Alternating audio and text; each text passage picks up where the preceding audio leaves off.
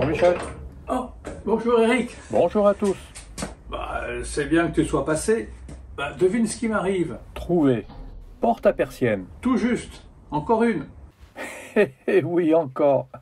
Un grand dressing de 2300 par 1370 sur 640 de profondeur, fermé par un jeu de double porte à persienne ouvrant en accordéon. Dis-moi, heureusement que je suis passé. Pour le moins, tu vas m'accompagner dans toutes les étapes de ce projet. Fourniture bois, corroyage, préparation des panneaux bas de porte à plate-bande, fraisage des montants pour les ventelles, production des ventelles, montage des portes, construction de 2 tiroirs Legrabox Bloom, placement des charnières clip-top, positionnement des coulissants Wingline de Etich et enfin installation chez le client. Comme tu vois, on ne sera pas trop de deux. Bon, on commence par quoi alors ? Par la fourniture bois bien sûr. J'ai trouvé chez Thomas des plateaux de hêtre quasiment sans défaut. Après la mauvaise expérience des portes en châtaignier puis en frêne, ça va nous changer. Je me souviens, 2 des 12 portes avaient voilé. Et pourtant, on avait respecté les pauses d'au moins 24 heures entre chaque opération afin que le bois se libère de ses tensions internes. Et c'est parti pour l'équarrissage, le délignage, le dégauchissage, le rabotage primaire supérieur à la cote souhaitée, les vérifications, les rectifications secondaires à la dégo, et enfin le calibrage à la cote d'exécution. Michel, je peux te poser une question ? Oui, bien sûr. J'ai vu que pour rectifier le cintrage, tu donnes un coup de dégo en bout de tasseau d'un côté puis de l'autre. Et oui, effectivement, compte tenu que le cintre est symétrique, j'évite ainsi de déséquilibrer la pièce de bois. Et une passe de finition générale rétablit la ligne droite. Un dernier passage à la rabot et le tour est joué, à condition que tu te sois réservé de la marge, bien entendu. En effet, si tu ne respectes pas ces paliers, tu devras recommencer. Ceci n'empêche pas, Eric, de provisionner une pièce de plus en cas de problème au cours des phases qui vont suivre.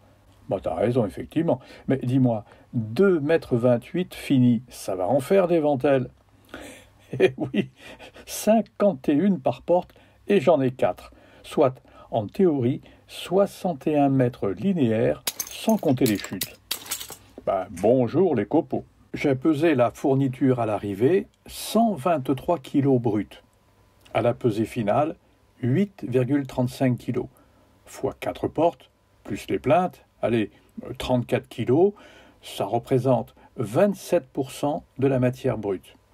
Le reste, les chutes, les copeaux de sacs pleins et un peu de surplus auquel il faudra trouver une nouvelle destinée. Dis-moi, c'est pas très rentable ce job. Et si tu revenais au sujet, tu crois pas ? T'as raison, Eric. Donc, les plateaux bruts de hêtre cotent à 3 mètres de long pour 45 mm d'épaisseur. Sachant qu'il faut compter au moins 5000 de pertes au corroyage, on va devoir déligner les montants de 45 dans la largeur. On prendra les 25 d'épaisseur dans le travers. La différence fera bien pour la production des ventelles qui cote, elle, à 7,6 mm. Eh oui, il faut tout prévoir si on ne veut pas alimenter le barbecue. Et pour nos fameux panneaux bas de porte à 13 000 d'épaisseur, je débite dans le surplus de longueur. Souviens-toi, nos plateaux mesurent 3 mètres. Et tu tranches toujours avec ta scie à ruban ? Oui et non, Eric.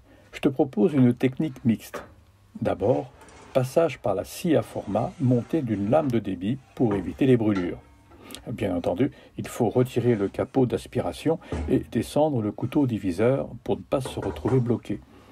Premier passage sur une profondeur d'environ 1/3, selon la largeur de la planche. Tu retournes et second passage. Et la sécurité, Michel, t'as oublié ton accident ? C'est clair qu'il faut redoubler d'attention, surtout en sortie, car la lame est complètement invisible. Astucieux ton truc, et je suppose que tu finis au ruban. Évidemment, regarde, la lame file droit. Fini la java. Dernière étape, l'arabot pour planer le contreparement et sa mise à la cote d'exécution, 13 mm. Et pour les ventelles, tu as appliqué la même méthode. Mais là aussi, j'ai abandonné la scie à ruban, trop long en définitive. J'ai préparé un bloc dont l'épaisseur correspond à la largeur des ventelles, en tenant compte du champ en demi-rond et de l'autre en biseau.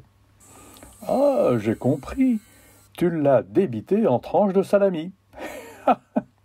Oui, sauf qu'il ne faut pas oublier, entre chaque coupe, de nettoyer d'un coup de dégot.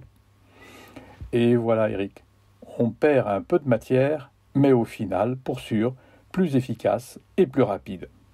Et pour revenir aux pièces du panneau, j'espère que tu ne vas pas refaire la même erreur que la première fois en pratiquant un montage par rainure et languette. Souviens-toi, il avait fallu sortir la trousse de maquillage. Non, cette fois-ci, collage direct sur champ plat. Et pense à une protection sur les fers afin d'éviter les taches provoquées par la colle.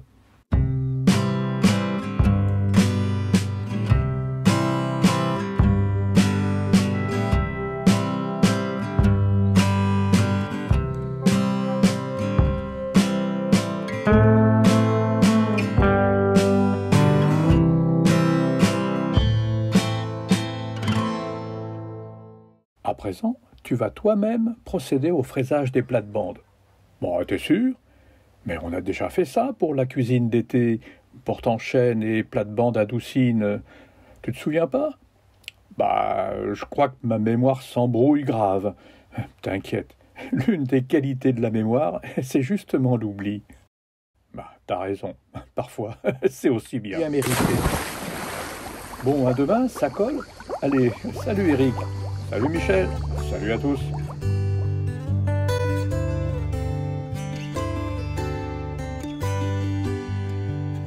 Bon, si ça t'a plu, tu partages, et puis tu mets un pouce en l'air. Tu connais le truc. Allez, salut.